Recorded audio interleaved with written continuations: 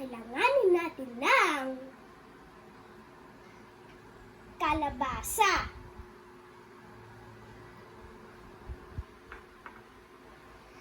salt,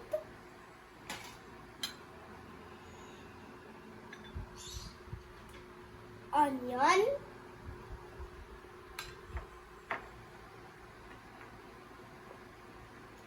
spring onion.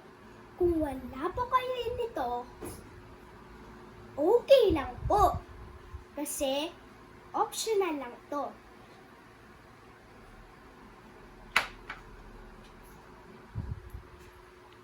Flour,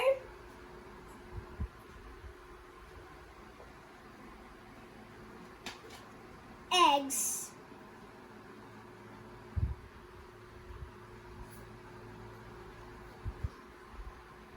pepper, magic sarap para lumasa ang ating ukoy.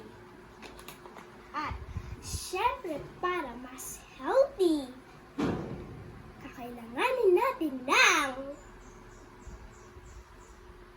malunggay.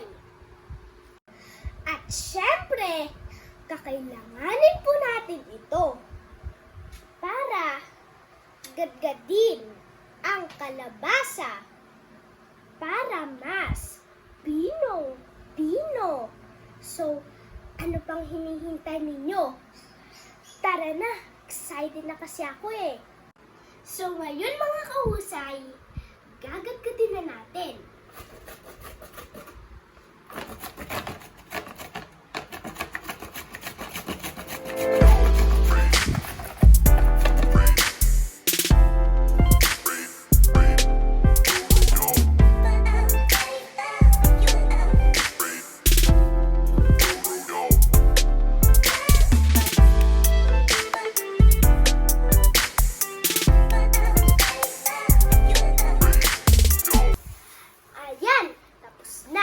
So, pagkahaluin na natin lahat ng ingredients.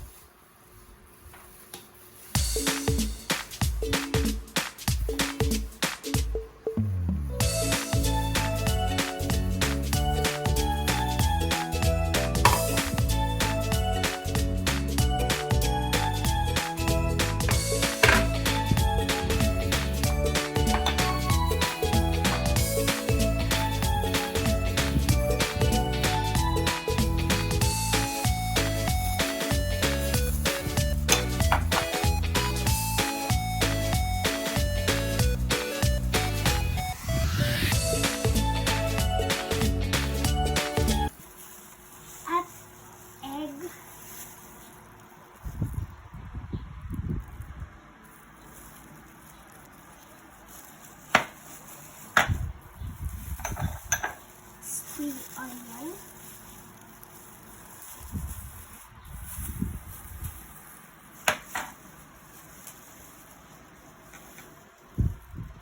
pepper, flour,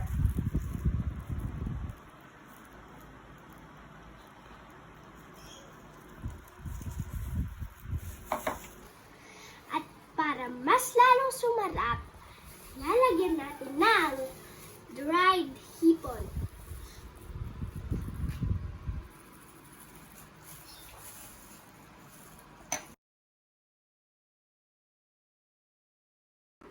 So, next procedure, i-shape lang po natin siya ng pabilog. Gaya nito.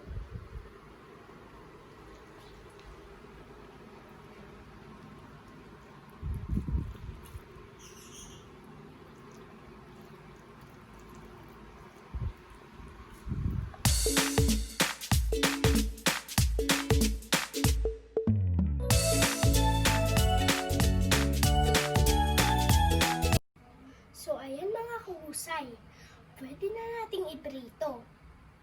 Una, lalagyan muna ng konting oil.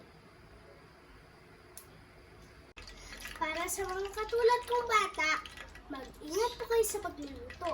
O kaya naman, magpatulong po kayo kina Mami at Daddy.